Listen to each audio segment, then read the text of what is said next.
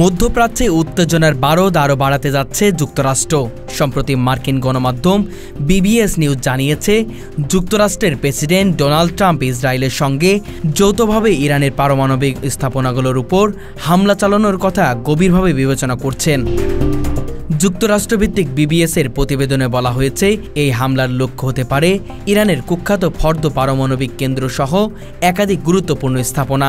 এই তথ্য নিশ্চিত করেছে হোয়াইট হাউসের সঙ্গে সম্পৃক্ত একাধিক সূত্রগুলোর বরাতে জানা গেছে, ইরানি স্থাপনাগুলোর উপরে সম্ভাব্য হামলা দিয়ে হোয়াইট হাউসে একটি উচ্চ পর্যায়ের বৈঠক হওয়ার কথা ছিল।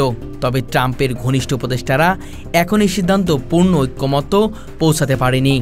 মার্কিন নীতি নির্ধারকরা বিষয়টি নিয়ে দ্বিধায় পড়েছেন, কারণ এই ধরনের আক্রমণ কেবল ইরান নয়, গোটা মধ্যপ্রাচ্যকে অস্থির করে তুলতে পারে।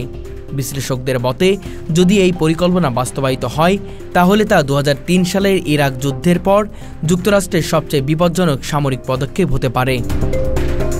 টিআরটি ওয়ার্ল্ডকে দেওয়া এক সাক্ষাৎকারে যুক্তরাষ্ট্রের এক সিনিয়র কূটনৈতিক জানিয়েছেন, ইরানি পারমাণবিক স্থাপনাগুলোর উপর হামলা চালানোর বিষয়টি বিবেচনায় রয়েছে, যদিও এই বিষয়ে এখনও চূড়ান্ত কোনো সিদ্ধান্ত হয়নি বলে জানায় তিনি।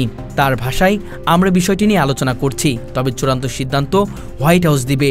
এর মাধ্যমে স্পষ্ট হয়ে ওঠে, ট্রাম্প প্রশাসনের ভিতরে ইরানের বিরুদ্ধে সামরিক পদক্ষেপ নিয়ে সক্রিয়ভাবে কৌশল নির্ধারণ চলছে।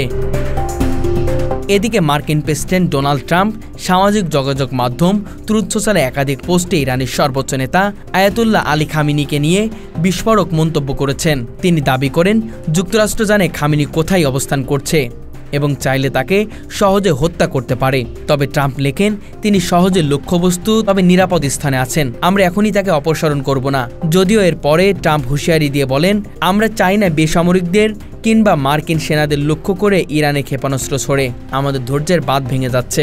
বিশ্লেষকদের মতে, ট্রাম্পের এমন মন্তব্য ও সামরিক হুমকি কেবল রাজনৈতিক কৌশল নয়, বরং বাস্তব সামরিক সংঘাতের ইঙ্গিতও বহন করে।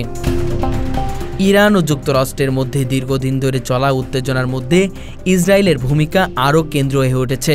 বিশেষত গাজা ও লেবাননের চলমান সংঘাতের প্রেক্ষাপটে এই হামলার সম্ভাবনা মধ্যপ্রাচ্যকে ভয়াবহ অস্থিতিশীলতার দিকে ঠেলে দিতে পারে। এই অবস্থায় আন্তর্জাতিক মহলের উচিত শান্তিপূর্ণ সমাধানের পথ খোঁজা, নতুবা আরেকটি বড় যুদ্ধের মুখোমুখি হতে পারে বিশ্ব। মার্কিন গণমাধ্যম বিবিএস নিউজের প্রতিবেদনে উঠে এসেছে, যুক্তরাষ্ট্রের প্রেসিডেন্ট ডোনাল্ড ট্রাম্প ইসরায়েলের সঙ্গে যৌথভাবে ইরানের পারমাণবিক স্থাপনায় সামরিক হামলায় চিন্তা করছেন। এই হামলায় লক্ষ্য হতে পারে ইরানের উচ্চ সুরক্ষিত পারমাণবিক কেন্দ্র ফর্দো, নাতানজ ও পারচিন। জানা গেছে, এসব স্থানে ইউরেনিয়াম সমৃদ্ধকরণ কার্যক্রম চলছে, যা আন্তর্জাতিক নিষেধাজ্ঞার আওতায় থাকা সত্ত্বেও ইরান গোপনে চালিয়ে যাচ্ছে বলে অভিযোগ রয়েছে। হোয়াইট হাউসে এই পরিকল্পনা নিয়ে একটি গুরুত্বপূর্ণ বৈঠক হওয়ার কথা থাকলেও ট্রাম্পের ঘনিষ্ঠ উপদেষ্টার মধ্যে মতভেদ এখনও কাটেনি। কেউ কেউ মনে করছেন, এই ধরনের সামরিক অভিযান মধ্যপ্রাচ্যের স্থিতিশীলতা ধ্বংস করবে এবং যুক্তরাষ্ট্রের নতুন একটি যুদ্ধের মধ্যে জড়িয়ে ফেলবে। তবে অন্য একটি গোষ্ঠী, বিশেষ করে জাতীয় নিরাপত্তা উপদেষ্টা ও প্রতিরক্ষা মন্ত্রণালয়ের কিছু কর্মকর্তা এই হামলাকে আবশ্যক মনে করছেন। তাদের মতে, ইরানকে থামাতে হলে এখনই জোরালো বার্তা দিতে হবে। এই দ্বিধার কারণে এখনও পর্যন্ত কোনো চূড়ান্ত সিদ্ধান্ত নেওয়া হয়নি। বিশেষজ্ঞরা বলছেন, রাজনৈতিকভাবে অস্থির নির্বাচনী পরিবেশ, ট্রাম্প প্রশাসন এমন এক সিদ্ধান্ত নিতে চাচ্ছে যা কেবল আন্তর্জাতিক পরিস্থিতিই নয়, তারা নিজেদের রাজনৈতিক ভবিষ্যতও নিয়ন্ত্রণ হতে পারে।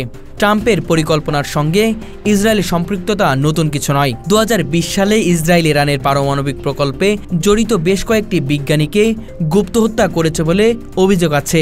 এই প্রেক্ষাপটে পারমাণবিক স্থাপনা সরাসরি হামলার বিষয়টি ইসরায়েল দীর্ঘদিন ধরে বিবেচনা করে আসছিল। ট্রাম্প প্রশাসন এই পরিকল্পনা সহায়তা করলে তেহরান তেল আবিব যুদ্ধে অনিবার্য হয়ে পড়তে পারে। লেবাননে হিজবুল্লাহ, সিরিয়া ইরানের উপস্থিতি এবং ইরাকের শিয়া মিলিশিয়াদের কারণে পুরো অঞ্চলে বিস্ফোরণ ঘটনার ঝুঁকিতে বাড়বে। এর ফলে শুধু ইরান ইসরায়েল নয়, বরং সৌদি আরব, কাতার, এমনকি আফগানিস্তান পর্যন্ত টানাপড়ার ছায়ায় পড়তে পারে।